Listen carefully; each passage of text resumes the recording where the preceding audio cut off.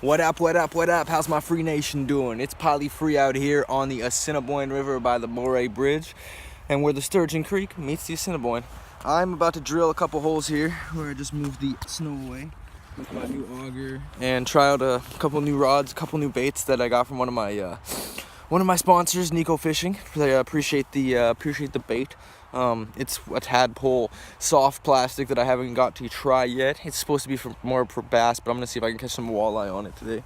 I got all my gear with me. As you can see, I'm super layered up. It's about minus 26 right now. It's supposed to get to minus 18 today, so that's not too bad. I got my new ice fishing rod holder with all my rods, all my line in it. I got thick gloves, my new tackle box that my girlfriend got me for Christmas with all my gear in it, and of course my auger. So I'm gonna start drilling some holes now, and I'll let you guys know how it goes in a little bit here.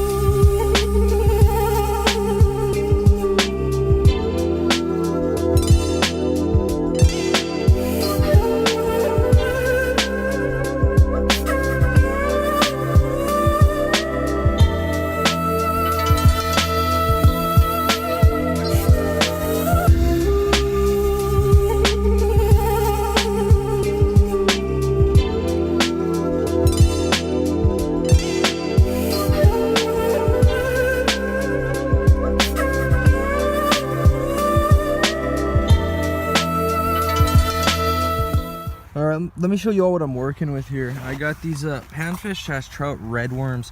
I don't really think there's any panfish or trout in this river, but I didn't have any salted minnows left, so I'm gonna try one of these today on a 16th ounce jig. 16th ounce jig head, yellow, red eye on there, debarbed. I got my Frabill rod here, Frabill setup. Got last year for Christmas. I'm not even sure what kind of reel it has on it. This is my tackle box. I got all these soft jigs, all these different things. I might try one of these out later too. Usually for crappie, but haven't got to try it out yet this year. And if I don't try it out today, I'll try it out tomorrow. I got some really big jig heads too that I could try out for walleye later. Some other kind of jig heads as well. Some Swedish pimple type looking things. But I'll let you guys know how it goes. First of all, I really just want to see how deep it is. So I'm just gonna let the bail go and let that drop down there. Whoop! That fell. And I'll hold it. Might as well. When I see how deep it is, I might as well hold it. Oh, it's not even going through the ice there. There we go.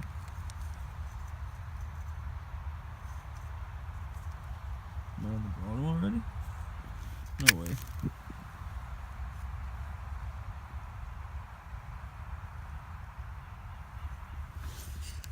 I'm on the bottom already.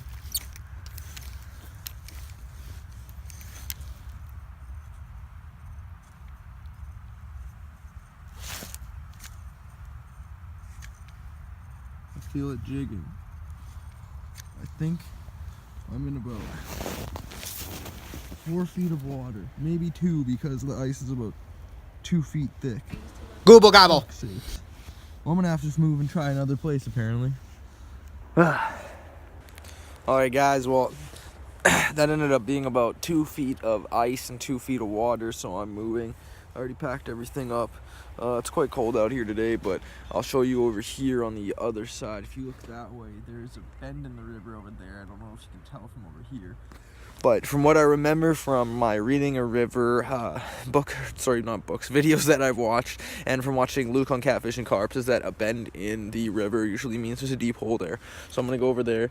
I'm gonna check out to see if there is a deep hole there or not, and if there is, I'm gonna fish there. If there isn't, I might end up just leaving for the day, because there's no point in fishing in 2 feet of water. I'm not gonna catch anything.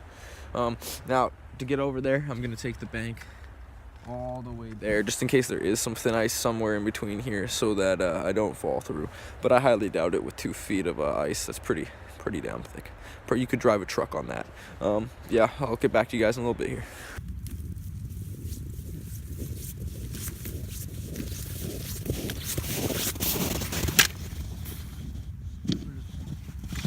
Hey everybody, it's Pollyfree, Free Nation. I just walked about 2 kilometers down the river, all over the snow, so I could get to this bend that looked promising because, oh my. And look, my wrist is actually frozen from sticking it down that first hole. That's interesting. It's cold today, minus 26. Yeah, so I came to this bend in the river because it looked promising. There's steep embankments on either side, which means that most likely it goes down into a deep hole where I'm at in the middle here. I just saw deer running around, whitetails, so, you know, it was worth it to walk 2K just to see that. But I'm hoping we can catch some fish here, or that the water will at least be a little bit deeper. I'll let you guys know how it goes. Alright guys, Pollyfree here again. I just got to this other part of the river, like I said, and I drilled my hole, I should say, with my hand auger. And this part of the river is at least 2 feet to 3 feet deeper than where I was before, so that's promising. It's probably about 6-7 feet of water, which is okay because on most parts of this Assiniboine, I don't think it gets very deep. I'm not sure. I don't really know the depths of this river very well. But right now, I'm ready to start my gulp artificial worm versus real bloodworm challenge. These are almost frozen already. Oh my gosh, they are frozen, so I'm gonna have to stick them in the water, which will probably just make them freeze a little bit more anyways. So frozen bloodworms versus frozen gulps. Let's see how it goes. Actually, before I let you go, I just want to say shout out to Nico. These are the tadpoles I was pan, and they're actually really sticky too. And so this is the watermelon red flake, and it's about 2.9 inches long. Look at that tail on it. I can't wait to try smallmouth or bass fishing with this in the summertime, but I'm gonna rig one of these in a bit too and see how it works. Alright, as you can see, I got everything set up now. My 2 holes are drilled. I got one with some red worms on it, just dead sticking. And so the extreme cold made my phone die here, and that's why the clip cuts off so suddenly. What up, it's Pollyfree. I just got back walking the 2 kilometers down the icy Assiniboine River from where I decided to drill my holes. Now, yes, I did find a deep hole there because the bank was steep on one side, steep on the other side, and like I thought, in the middle it was deeper than where I first drilled. It didn't mean it was deep. Where I first drilled, I was probably sitting in maybe a foot of water. Where I second drilled, I was probably in about 3-4 feet of water. I put my blade bait down at first, and I guess the current swept it, so I thought I was in about 7 feet. It's the only reason I even stayed there. I wouldn't have wasted so much time sitting there. I tried my kamuki. I was only jigging it up maybe a foot. I could tell it wasn't going any higher. It was getting caught on the ice sometimes. Nice action on it though, I gotta say. I like those baits. I had my dead baits, or my dead stick with the bloodworms on it, just sitting there. And I realized it wasn't in very deep water at all, so I just took it out. One hell of a walk down that river though, I gotta say. There and back, I've probably, most of my fishing today was walking, but I did spend about an hour and a half giving it a good old try, and I don't think there's anything in this part of the river right now. It's too shallow, and it's too cold. And the ice is so thick. It's over 14 inches thick. You could drive onto this no problem right now. But tomorrow I think I'm gonna go to Fort White Alive. It's a nice place here in Winnipeg. You pay $8 to get in for adults. I think it's free for children under 3, and I think it's $3 for children other than that. I'm not sure. I'm gonna have to check again.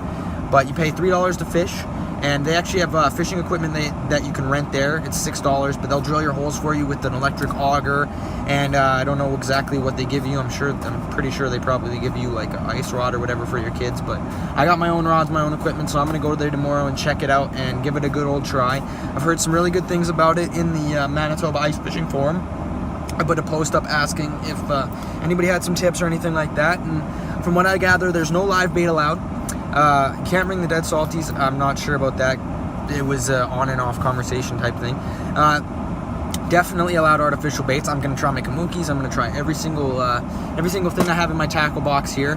There's walleye, there's perch, and there's jack there. I don't know why, but some guy said there's only walleye and perch in there. No one ever catches. I just saw 2 pictures of pike that got caught last month in there. So buddy, what are you talking about? Come on now. It says there might be some black crappie left. I doubt it. It says they stocked it in 2008 or something, and then they haven't checked since then. So they're probably not in there by now if there's big pike in there. There's good opportunities for masters in there as well.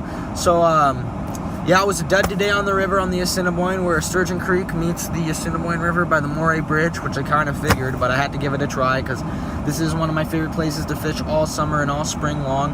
I cannot wait until May when all this water is flooded and the big pike start coming in here to breed again. Anyways, Free Nation, peace out. Thanks for tuning in. I appreciate every single one of you. I'm sorry I couldn't catch any fish today and that it wasn't as interesting as it could have been, but appreciate you for tuning in, and take it easy, fishing freaks.